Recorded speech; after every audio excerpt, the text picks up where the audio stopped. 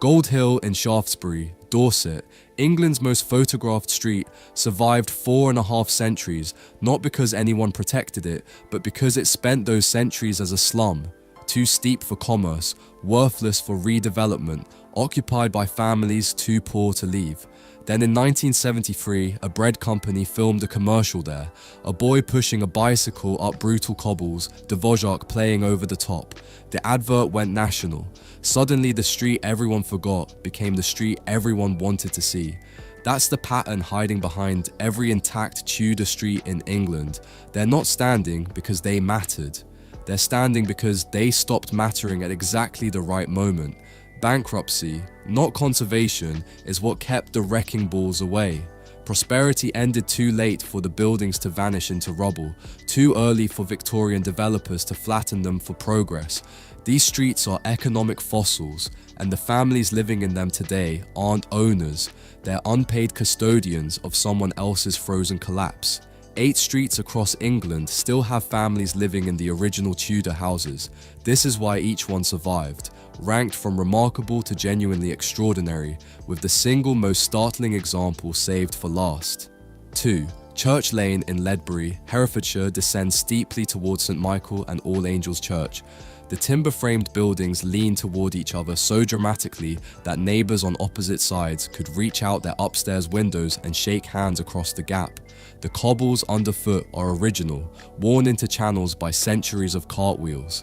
Ledbury's wool trade collapsed in the early 1600s when Midlands towns mechanised faster.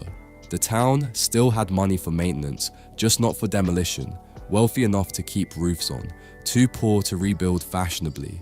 When Victorian railway developers chose Worcester over Ledbury for the main line in 1861, any remaining momentum died. The 20th century simply forgot the town existed. This is the accidental museum story. Ledbury didn't preserve its Tudor core intentionally. It couldn't afford to change it. The street became fossilized through benign neglect, surviving because it never mattered enough to destroy. Approximately 12 residential properties remain in continuous occupation on Church Lane today. Owners live under Grade 2 star listings, requiring listed building consent for any alteration. One resident interviewed by the Ledbury Reporter in 2019 described needing written permission to change a doorknob. The custodian mentality runs strong here. Families describe themselves as temporary guardians rather than owners. Mortgage surveys require specialist heritage assessors. The market house sits at the lane's entrance. Above the main hall, there's a sealed room. Local historians believe it was a wool-weighing chamber, abandoned mid-transaction during the trade collapse. The door was plastered over around 1650 and remains unopened. Whatever wool merchants' records existed in that room are still there, behind the wall. 3. Elm Hill in Norwich cobbles down toward the River Wensum in a sharp curve lined with jettied buildings whose upper stories project further with each floor. Some second floors extend 3 feet beyond their foundations. The curve means you can never see both ends simultaneously, creating what locals call a crooked timeline effect, where the street seems to fold in on itself. Norwich's Tudor wealth came from worsted wool. The industry didn't collapse. It moved. By 1750, Yorkshire mills were producing cheaper cloth at scale. Norwich declined gradually over 150 years, which paradoxically saved it. Slow death meant no catastrophic clearance. The street was too poor to demolish in the Victorian era. Then World War II bombs devastated surrounding areas. Norwich was heavily targeted as an industrial centre, but Elm Hill sat in a pocket that escaped damage. Post-war reconstruction focused on bombed zones, leaving the intact Tudor streets alone. This is the slow fade survival story. Elm Hill survived because Norwich died gradually enough that each generation kept buildings standing, but couldn't afford to replace them. By the time anyone wanted to redevelop, the buildings had become too historically significant to touch. Mix of residential and commercial now. Approximately 8 occupied houses, the rest antique shops and cafes. Residents face what one homeowner called specification archaeology. Any repair requires matching materials to 15th century construction. That same homeowner, interviewed by Eastern Daily Press in 2021, spent 14 months sourcing lime mortar with the correct medieval sand ratio for repointing. Buildings settle constantly. Door frames require adjustment every few years. Inhabitants describe living in breathing buildings that expand and contract seasonally. Number 32. Elm Hill contains a complete Tudor wall painting discovered in 1973 beneath Georgian wallpaper. The painting depicts a merchant's inventory in decorative script, a literal shopping list painted onto the wall, 12 bolt of Cramacy, 8 stone wax candle, 4 barrel Rhenish. It's under protective glass now, but remains in a private home, viewable only by arrangement. 4. Vickers Close in Wells. Somerset isn't technically a street, it's a residential close. 27 attached houses forming a perfectly straight 500-foot line. The uniformity is uncanny. Identical doorways, matching windows, same roof pitch repeated down the entire length. Walking it feels like standing between mirrors. Built in 1348 for Wells Cathedral's Vickers Choral, the men who sang daily services. The critical detail: it was ecclesiastical property governed by church law, not civic development. The Church of England doesn't demolish functional buildings, it maintains them across centuries. The close never entered private hands until the 20th century, meaning it escaped every wave of secular redevelopment. It survived because it existed outside normal economic cycles entirely. This is the institutional fortress story. The street survived because it was owned by an organization that thinks in centuries, not decades. The church didn't preserve it for heritage reasons. Institutional inertia simply kept it unchanged. Wells Cathedral still owns 23 of the 27 properties today, leasing them to cathedral staff, choristers, and approved tenants. Leases contain clauses requiring occupants to maintain historical character, effectively making residents unpaid conservators. One family profiled by The Guardian in 2018 described living inside a liturgical calendar. The cathedral bells structure daily life. The dean can, theoretically, inspect interiors without notice. It's less like owning a home and more like inhabiting a working museum. Several houses contain intact medieval ombries, recessed cupboards built into walls for storing personal liturgical items. One house has a wall-mounted stone basin with a drain that still flows to the original 14th century drainage system beneath the street. Most remarkably, lead pipes installed around 1470 to supply water to the communal well still function and occasionally supplement modern plumbing. 5. The Shambles in York is Britain's most visited medieval street, so narrow that the upper stories nearly touch.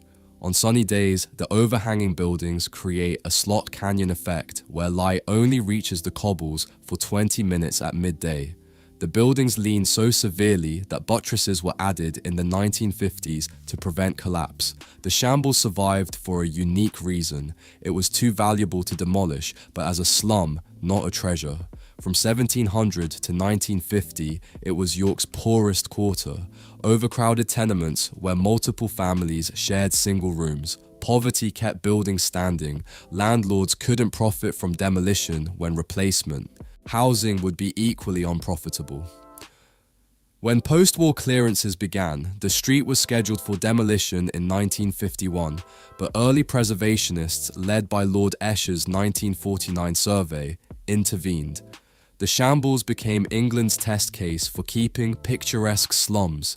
It survived by becoming the first street preserved explicitly for tourism, not habitation. This is the slum preservation paradox. The Shambles survived because it was too poor to destroy, then too famous to touch. It's the only entry on this list preserved by modern conservation rather than pure accident. Almost no permanent residents remain now, perhaps 3 or 4 residential flats above shops. The street is 95% commercial. This is the cautionary tale. Survival through tourism meant losing actual residential life. Property values are astronomical.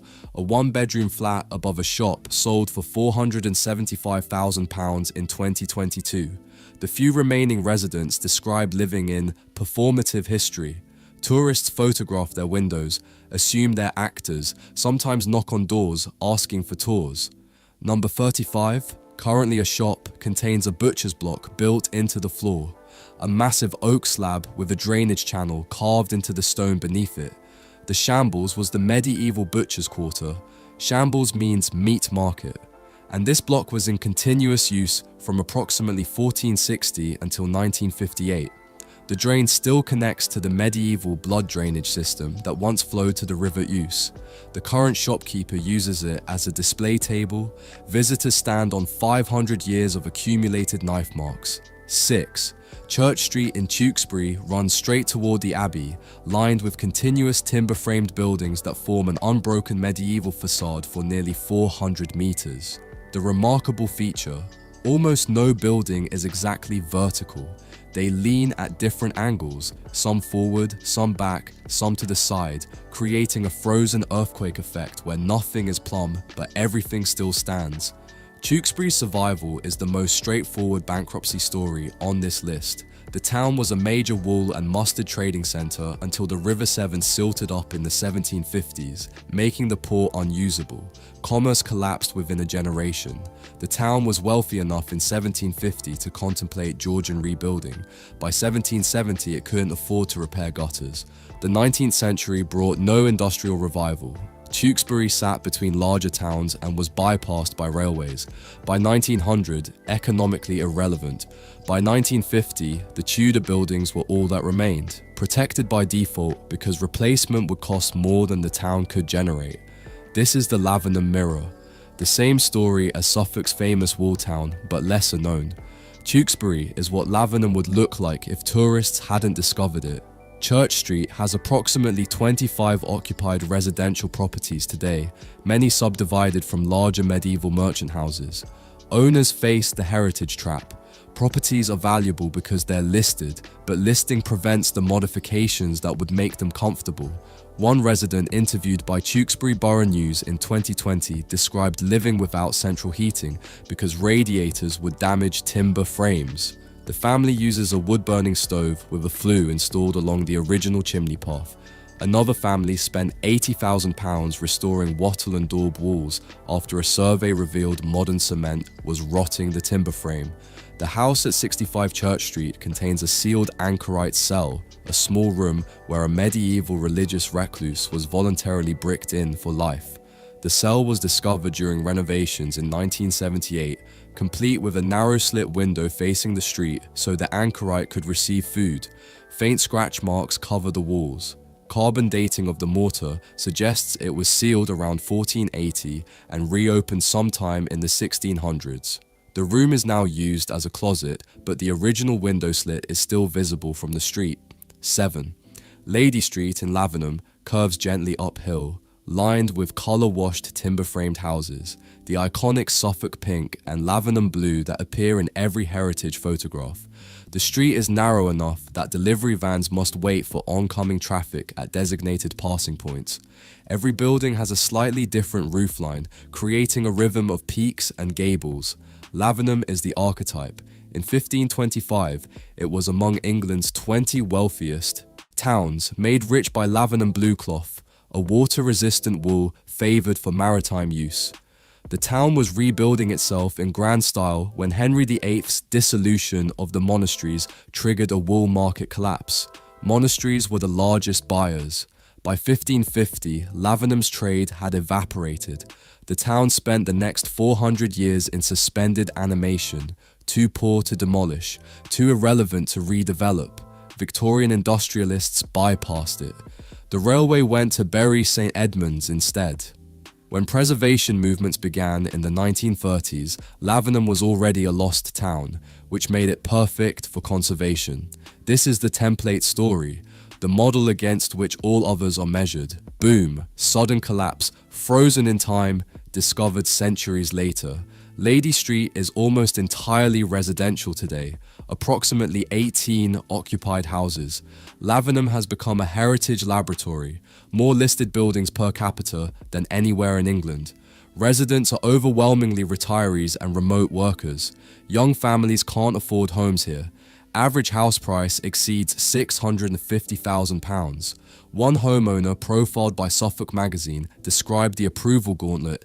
Changing a window requires consent from the local planning authority, Historic England, and sometimes the Medieval Timber Framers Guild. Mortgage lenders require conservation deficit reports estimating the cost of maintaining historical authenticity. Some banks refuse to lend at all. A house on Lady Street, number undisclosed to protect residents, contains a complete Tudor merchant's counting house hidden behind a false wall. Discovered in 1994 during kitchen renovations. The room includes built-in ledgers carved into wooden panels, an accounting board still mounted to the wall, faint chalk notations recording wall transactions from the 1530s. The room was sealed when the wool trade collapsed. The merchant apparently walked away mid-business and never returned. Current owners keep it locked, shown only to academic researchers. 8. Milk Street in Shrewsbury drops steeply from the market square toward the River Severn, so steep that steps are cut into the cobbles. The timber-framed buildings crowd close, creating an almost tunnel-like passage. The signature detail, black and white magpie timbering, where exposed beams are painted black against white infill, creating bold geometric patterns across facades. Shrewsbury survived not through poverty, but through strategic irrelevance. The town was a major wool centre through the 17th century, then pivoted successfully to agriculture and river trade.